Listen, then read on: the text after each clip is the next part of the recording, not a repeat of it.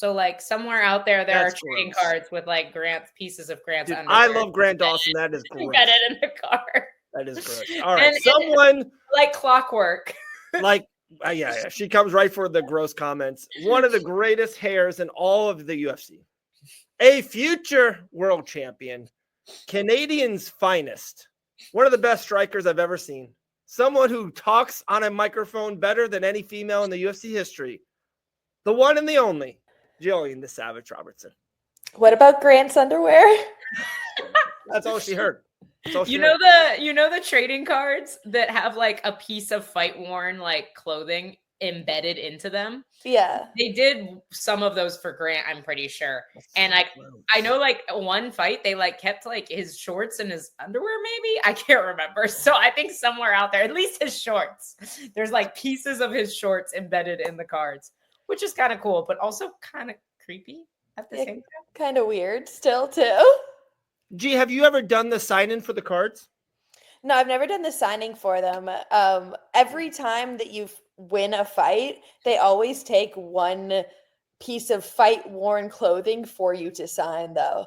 So every single fight I've ever had in the UFC that I've won, they've taken either my shorts, my jacket, or my shirt, anything that has my name on it, and they take it, and I have to sign one piece of it. How many? That's a lot of wins. How many wins in the UFC do you have, Gillian? Oh, honestly, I don't even know my record, honestly. Jesus. I think let's pull it. I think I have 12 or 13 wins in the UFC. Dude, she has so many wins, she can't even count, guys. Remember, what guys. A savage. All right. Are you doing it now? Robertson, yeah, I'm on it. All right. 15-8 overall. Woo. UFC record 12 wins. 12 wins in the UFC. Jeez, what a savage. They all get sold. UFC collectibles. That's one more than Grant. Imagine open up a pack of cards and get pieces of someone's jockstrap. That is I don't think they do that, but that would be hilarious. All right, LG. To start this show, everyone had a comment about it. We've been off air on it. This is it. This is your time. If you want to make fun of my hair, go for it. If you think it looks decent, you can say that too. What's your go-to? We got to change the whole logo now. The whole Dave Van Auken logo. It's the hair. It's the signature. Come on. Like, what are we supposed to do? Dude, a couple people are really upset about me. We're really upset about this. So Dean's not happy. He is not happy. He FaceTimed me right away. Like when you get a FaceTime by Dean, you know you're in trouble. So crazy. Instantly too. It was quick. All right, couple more cards. I do want to get to Mexico City with you. Sean Brady just got ranked number 1 in the welterweight division. We got Macy Barber versus Aaron Blanchfield. So we got a couple things, but we opened this pack when you were coming on. Oof, really good one. G has fought on the same card of this fighter, and you were kind of shy to go up to meet him. It was like your all-time favorite, one of your all-time favorites. I already know. Max Holloway. Look at that. Has to be. Yeah. Dude, that's why me and Grant are so good. We have like inside jokes. Grant's like, oh, Dave, this guy, this girl. Yeah, see, but that's the thing. When you do it for me, you don't use like a story we have. You go, in my head, this is the number 2 best bantamweight fighter of all. You're not in my head? Not in your head. You don't use our inside jokes. You use your opinionary statistics. All right, 2 more. One is pretty bad. I don't think we're going to get, to be honest, and one I think we should get. This guy is a light heavyweight. I believe he's always ranked in between like 8 and 12. He had... this is easy. Of course. I'm kidding. Light heavyweight? Yeah, light heavyweight. This guy beat Alexander Gustafsson on Blades versus Aspinall. Who fought Gus? Dude, look at SG. Krylov, nice. Would have never guessed. Would not have got that. I would have needed way more statistics for that. This heavyweight fought for a championship, was on a 2-fight losing streak, just won, and maybe one of the most boring heavyweight fights of all time. Who is this guy who trains at American Top Team? He does train at American Top Team, or used to? Ooh, I thought he still did, but maybe he. You said heavyweight? Yeah. Is it Jan? Fought for a championship. Oh, fought for a champion. Pavlovich? So He doesn't train at Is it- ATT anymore. he's gone. No, I miss him a lot. He's a really funny guy, but he hasn't been at ATT for like 2, maybe even 3 camps now. It's been a while. Oh, maybe that's why he's on a losing streak. Gee, my girls have been asking me every morning, every time they wake up, and they're so beautiful and their eyes are droggy from sleeping over. They ask me for a puppy every single morning. And you haven't gotten one yet? What's wrong with you? Do you need help picking one out? G and I will totally assist. I have 4 kids. I keep telling them that. I was like, as soon as one of the boys move out. Right now it's storming here, so they're not in a good place. They're both freaking out. My little one's on my lap, and then she's over here. I'm like, the second the thunder starts, they're both like, nope. You have bad weather by you? Is it that close? I can't see from my studio, but from right here, it looks like the sun's shining by me. Oh, must be raining in Miami. Yeah, we got some thunder and lightning over here. Jill and I are actually pretty far apart. We're like over an hour, I'm pretty sure. So, and yeah, Florida's well, weird. probably about an hour. Yeah, right about. I was like, Florida's weird like that. It'll be sunny in one spot, raining in the other. Let's see what my watch says. If you It won't load. Yeah, Sean, I totally agree for sure. For sure. All right. Into UFC news. We'll talk about weather maybe later. Macy Barber versus Aaron Blanchfield. One thing I didn't know, G, maybe this is just someone in the comments. They're saying a couple of people were saying they have beef. Do you know anything about that? Them have a little squash? No, I've not. Yeah, I guess I've never heard anything about them having I guess public beef or anything. I'm gonna Google it. Yeah, I don't know. I guess I've never heard anything about it. Elle's looking like she's seeing something. It was not hard to find. Really? Whoa. Give us the tea. This is the headline from MMA Junkie. Macy Barber fires back at Aaron Blanchfield for calling her pathetic, saying Aaron fought my leftovers. So I guess I was going to say, they both seem like the type of girl who would want to talk to build up a fight, but like, I don't think there's actual real beef there. You know, it's just like they have to fight each other. I wouldn't disagree. I think people assume that Macy has like an attitude, but like I know her personally and she's actually a really, really sweet person. Oh, yeah. So I feel like and I think I would think the same of Aaron Blanchfield. I think like, yeah, she's cold-blooded in the cage, but she seems like she's a genuinely nice person. So I'm kind of with you there, G. I think it's probably manufactured a little. And it's like there is so much of it too for me. Like I genuinely don't like a person when I have to fight them. Like I like looking at their social media. Like I'm like, ew. Like I don't want to.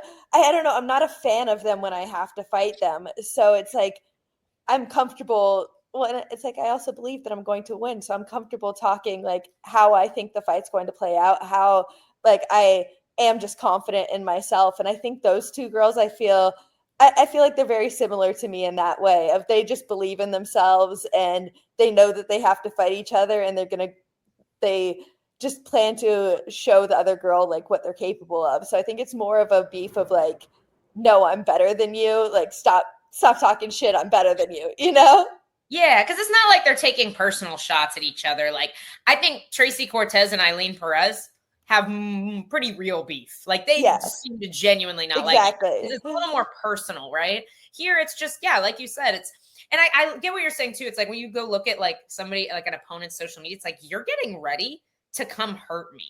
Yeah. Like we're not cool right now. Like we can be cool later, but we're not cool right now, right? Exactly. I'm like at that moment, like even like I remember like Michelle Watterson, because I think she's the only opponent I've really had that I followed before we got the matchup. So I'm like, I'd be scrolling my Instagram and she would just come up and I'm like, I don't want to see that. And then after the fight, I'm like, honestly, like I'm a huge fan of her. I love her. I'm like, she's started trying to do the commentary stuff with the UFC as well. I'm like, I think that's a great place for her. I'm like a huge fan of her. But before the fight, anytime I saw her come up on my Instagram, I was like, I don't think I've ever asked you this, G. Is there a fight that you think of right away that you're making that walk or the night before, the day of, you're like, oh, I feel 110%. Like it could be Valentina in her prime. Like I'm smashing. Like there's just I'm dominating today. Is there an opponent that you remember that you're like, dude, there's no way that I can lose today? And I guess in some weird way in my head, I feel like that almost makes me perform worse sometimes. Oh, okay. So like, I feel like in my last fight, I felt like I saw her as a much lesser opponent than me. I didn't see Luana as she didn't have a lot of ways to win the fight necessarily. And I feel like not having that, I guess, threat, that fear there of her makes me want, I guess it makes me almost fight safer in a way because I don't want to let her get anything off. I'm like, then Makes it's sense. like I'm overcompensating for like, I know she's not as good as me. I can't let anybody see that. Like, if she does get like one good shot in or does something. So my last fight, I fought way too safe because of that. I feel like where looking at this next fight coming up, I feel like she's a little bit more dangerous. Marina has a little bit more weapons that she can take you out with. She's a vet. She's been around. I have a little bit more respect for her in that realm. And I feel like that makes it so, I guess that little bit extra fear helps me perform better. Oh, makes sense. If you have a chance to get her out of there, you better get her out of there type of thing, right? Yeah, exactly. And it's like, I don't know, there's something about it, the nerves and the anxiousness keeps you on your toes a little bit. Like I was talking to my sports psychologist about it, and he's like, your body is getting you ready for these moments.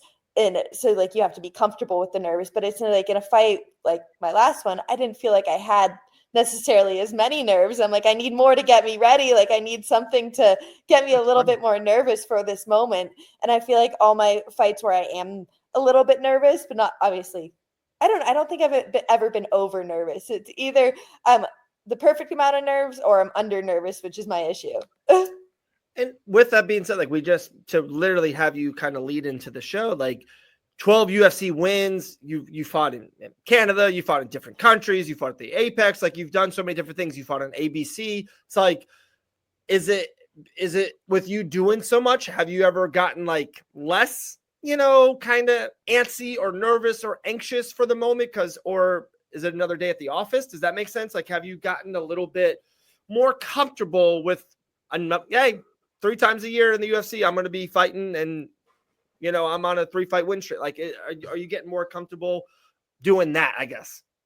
I guess I would say I'm more comfortable in the way of, if I go back to say like my first amateur fight ever, I don't remember a single thing that happened in that fight when I walked out of the cage. It was literally like I walked in and I got my hand raised and I walked out and I was completely blacked out for those 9 minutes. Those 3-minute rounds, I 100% blacked out. Where now, coming out of the cage, I can tell you probably everything that just happened. And I'm very aware of like what's going on, things that are being said, thoughts that are going through my head. I'm very aware of the moments now because of that. And I feel like, I guess that's the comfortability, but it really depends on the opponent, on my nervousness. But I think I've just become very comfortable with being in the cage now, where it's like, literally, and even when I first got into the UFC, I had that kind of like blackout feeling anytime I was on my feet. Once I hit the floor, I could tell you what happened. Once we were doing jiu-jitsu, I was calm and I could tell you everything that happened on the ground. But on the feet, I 100% like just couldn't tell you a single thing that happened, just went off my body's reaction. And like, I feel like I was just not present in those moments. That's wild. I feel that deep in my soul. Striking is scary, guys.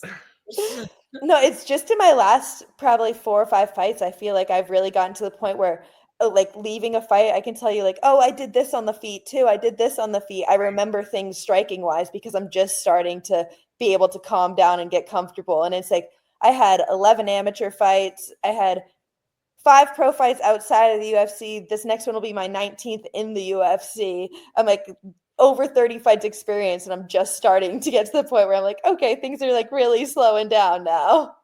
That's so crazy. That is awesome. Have you talked to Dean Thomas in the last 2 or 3 days about Sean Brady's performance? Yeah, he said that he hasn't went back and watched it yet, but overall he's very happy with the performance. Yeah. My first thought, I'm like, do you have any takeaway, like any things that you think he did wrong? Like that's all I want to hear is what Dean thought he did wrong. And initially he had nothing to say. He felt like He pressured him well. His takedowns were all time well. He punched when he needed to punch, went for submissions when he needed to go for submissions. And he just overall approved of the performance, which I don't think it's hard to see in that. It was a beautiful performance by Sean Brady. I don't remember, and I know he was the betting favorite, but still Leon, 0-2, London, he was still ranked 1 or 2, like, doesn't get more 50-42. You know what I mean? I know he ended the fight, but like after watching that fight for 1 minute, you're like, oh, Sean Brady is in cruise control. Like can't lose this fight. Like I'm very happy. I don't know if you heard it beforehand or saw it yet. Like they ranked Sean Brady number 1 in the welterweight division. I love that. Like no offense to Shavkat, but like he's coming off of a close win against Ian Gary. Now he's hurt, not fighting. Sean Brady just demolished Leon Edwards. Like, I love how they gave Sean that spot. No, I do love that spot, and I think it's very deserving. I saw an interesting call out today. Joaquin Buckley was calling out Sean Brady. I'm like, I kind of like that matchup. I would love that fight. Yeah. Dude. I'm like, I would like to see that happen. I think that's a very interesting matchup. That's a contender fight to make. Oh, I agree. But and then part of me is that's why I don't want to see that fight, because you don't want to lose a contender in a division that's as exciting as welterweight is right now, which is why I think the Buckley-Usman matchup makes more sense. But gosh, do I want to see that fight just as a fan. I think that's the best fight in the welterweight. Like that would be the most fight I'm intrigued about in the welterweight division. Even over a championship fight with Bilal and Brady, Ian Gary, who's like the high, like the darling of the division. Shavkat's this mystery guy. Give me Buckley versus Brady right now. Insane. No, exactly. I'm like, I think that's the matchup to make. That's the matchup that, like you said, it's like the two up and comers, the two people that I feel like are going to be in title contention soon. And obviously Brady taking the number 1 spot should be, I don't know, with whatever's happening with the division. I don't know, Islam moving up, things like that. With the title fight already coming into contention, it's like, does Brady just want to wait for the shot at the title, or does he want to take an opportunity at another fight? Which obviously, like, they're talking about the Usman Buckley as well, which I'm like, either one of those, honestly, I'm excited to watch. If maybe Buckley gets the Usman win, Brady's on the bench for a while, and we still get that Buckley and Brady fight. Yeah. SG is saying, like, this is kind of what I was thinking too. Like, if Shavkat says he's going to be healthy in June or July, Bilal's not going to be ready yet if he beats JDM. Maybe Shavkat and Brady this summer as a title eliminator, and or as like a number 1 contender for after Islam, because we all agree, regardless of what we think should happen, Islam's probably getting an immediate title shot if he goes up to 170. 100%. So especially if they want that Islam fight to happen, tie up Buckley with Usman and Shavkat with Brady, and then Gary with Leon. And then at the end of that whole debacle, you have a lot of contenders. That's insane. Like, I don't ever remember the welterweight division being this deep. No way. This is the best season for 170 right now. That's insane. No, I just want to know why the UFC hasn't signed Elle as the matchmaker yet. Wow. I'm just saying, Sean and Mick are busy guys. They got a lot of fighters on their roster. Like, call me. Oh, no. This came out. Oof. Should we click on it? It's news. We'll touch on it. This is happened years ago, guys. Like the betting scandal that happened with James Krause. Melina has been suspended for quite some time. So suspended for 3 more. Is it including the time that he's already spent suspended? Because he's already been suspended for like at least almost 2 years, if not like it, right? 2 years. Yeah, and it's been at least 2 years since he's fought. So maybe if it's just 1 year left, Melina can probably have, What I read said that it was considering time served, and he was supposed to come back. I believe it's November, what I read earlier. So Yeah, I think the end of his time should be coming up this year anyway. That's good. That's awesome for Jeff Molina. I think he's a young kid. Maybe got tied up. I don't know what happened, but he's got a lot of talent. And the flyweight division obviously always needs new talent. So hopefully, that'll get resolved and he'll be back this year. So crazy. Wow. Yeah, I didn't know that had, I knew that their hearing was coming up, but I didn't know if it was finalized yet. One thing they just dropped too, the UFC just dropped the poster. I think it's like in 2 weeks. I think it's the week before the UFC pay-per-view, I think. Is that Josh Emmett versus the Ron Murphy? Like, how good is yeah, it's a great fight. Like, Ron Murphy is so underrated. No one ever talks about him. Like, I've never heard him on any show or any. I talk about Ron Murphy. I love that dude. Sorry, Dave. Carry on. Honestly, his last fight, he was given a main event at the Apex. And I was thinking when I first saw it, I was like, who is this guy?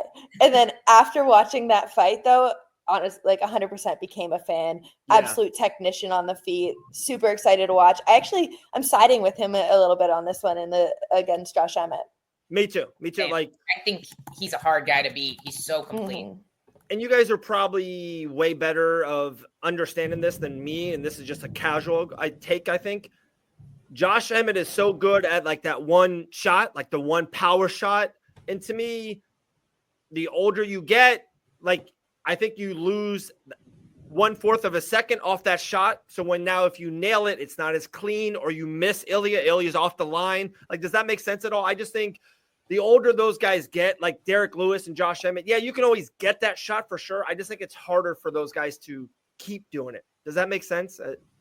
Yeah, I think that's not a casual take at all. I think what fighters lose as they get older is their reaction time. Right. It's not just the overall speed, but it's like a count, especially if you're a counter striker, Yes. And if you're explosive like Josh Emmett, I do think that's what starts to go first. Did somebody say that Edson worked? Like, Edson's my friend. Lerone Murphy, won that fight decisively. Yeah. What fight were you watching? I love Edson. He's a wonderful fighter and a wonderful guy, but Lerone was a monster in that fight. How does Edson Barbosa get older in age but keep on adding abs? How is that? He literally doesn't age. Yeah. Like, he has to look the same as he did when you trained at ATT, right? Oh, yeah, 100%.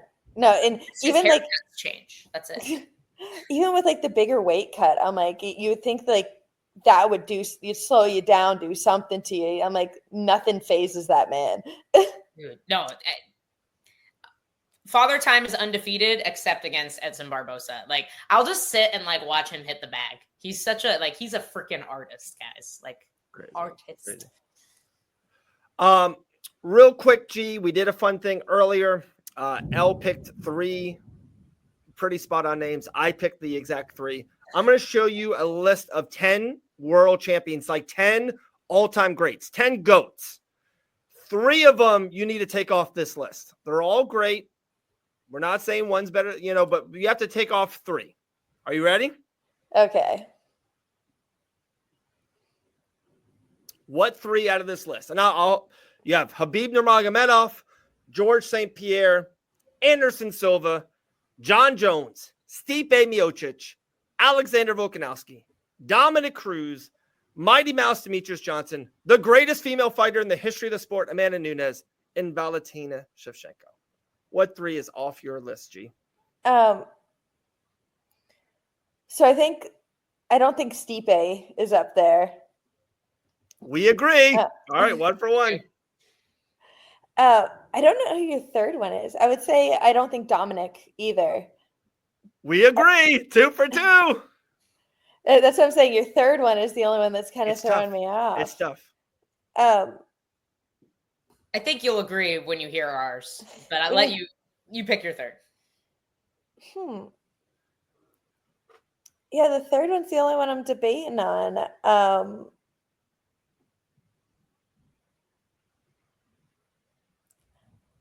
I don't know. I don't know. I have a hard time calling this one for 3rd. All right. Well, you nailed 2. And not that. It's a preference thing for sure. We picked Valentina Shevchenko.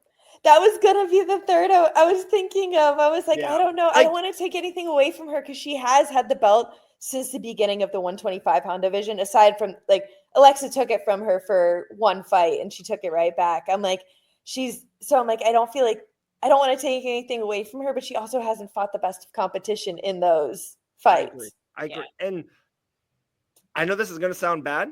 It's just my opinion. I think that Alexa Grasso loss will look worse the further we keep going. I think it's not going to age very well.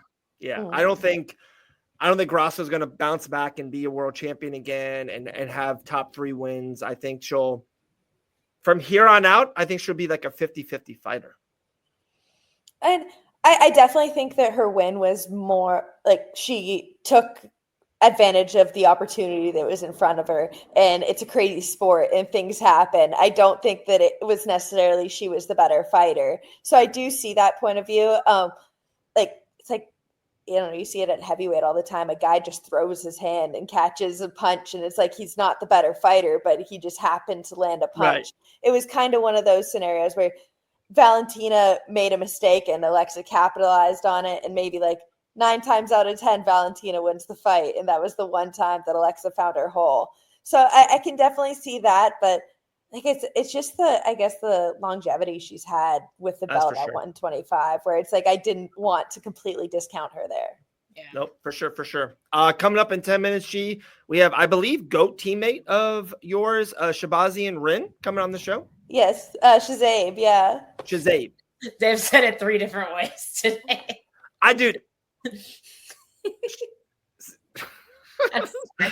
The first time you said it to me, the way you spelled it, I couldn't even find him on Google. Shazabe? Yeah, Shazabe. All right. I'm writing this down. Shazabe. And then I was going to give you, I saw even on your IG stories a couple of days ago, how great was CJ Brand over the weekend?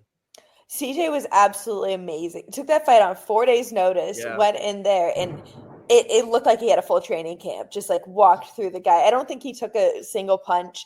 He was in the gym on Monday, back to like sparring, doing whatever, moving around. He is an absolute dog. And then Shazabe's actually going to be defending his belt, I believe, the day before I fight. So he's fighting on Friday, and I'll be fighting on the Saturday, May 2nd and May 3rd. So cool. Did you think about going to that event down there in South Florida, G? One that CJ fought at, the Dirty Boxing? Oh, I don't leave my house. So okay. I was gonna text you and see, and I was like, she doesn't go places. That's not a thing. Exactly. I just didn't know some of those people are maybe not anymore the biggest G fans. I don't know. Just throwing it out there. Maybe. But I just think CJ, to me. What happened? I don't even know. Weren't you under the FRM umbrella at one time and not? Oh yeah, I guess so. Yeah. I'm told, I'm heard, that maybe they hold grudges for a little bit. I don't know. Well, I don't know. I've also had them in my inbox within the last year, so they're not holding a grudge to me. Whoa, hey! Whoa. Now you can use your breaking news. Whoa. Wait. Breaking news, people in Gillian Robertson's inbox. From sliding into Gillian. Yeah. We had breaking news earlier with Dakota Ditcheva, G. It wasn't breaking. Big news. Got to use the cool button though. I need like a little red thing. If you have some time, go back and watch earlier. Don't. Don't do it. I feel like we've been live. I think Elle and I have been live for like 5 straight days. It feels like my brain is rotted. It's getting hair's weird. gone. Crazy. All right, Gee, we're Brandon Moreno wins this the weekend. Beats Usyk. Yeah, I think he does. I think it's a pretty solid win for him. I'm really looking forward to the Joe Pyfer Kelvin Gastelum fight. Let me push this button for you. I think that's going to be a super. This card is awesome. Oh yeah. The only thing is it's Mexico City, right? Yes. Like, the elevation always plays into it for some people. I'm like, you have to have the ability to be able to go out there at least a month early otherwise. And it's just, it's not possible for everybody, and it's definitely something that you got to take into account in these fight nights.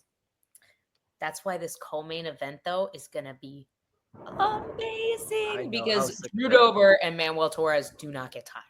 I thought that I'm going to pronounce his name wrong because I do it every time. C-Rod and Costa. Milky. Yeah. Milky. Yeah, I'm like, I don't think that should be a prelim fight. I was surprised that was done there. That's a killer fight. I know. That was one I definitely thought deserved a main card spot. Man, Costa has been busy. I feel like he just fought. Just got that guillotine over Andre Fili. It felt like a month or two ago. He's a massive featherweight, too.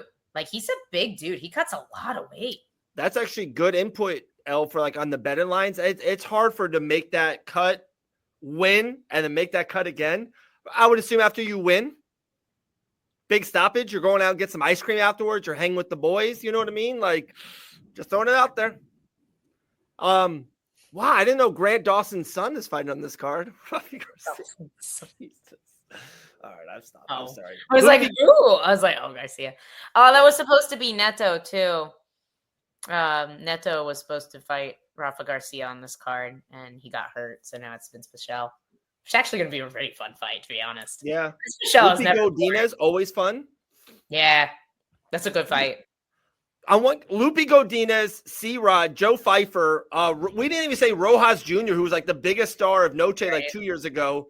The co-main event and then the main event. Dude, I love this card. This card's sick.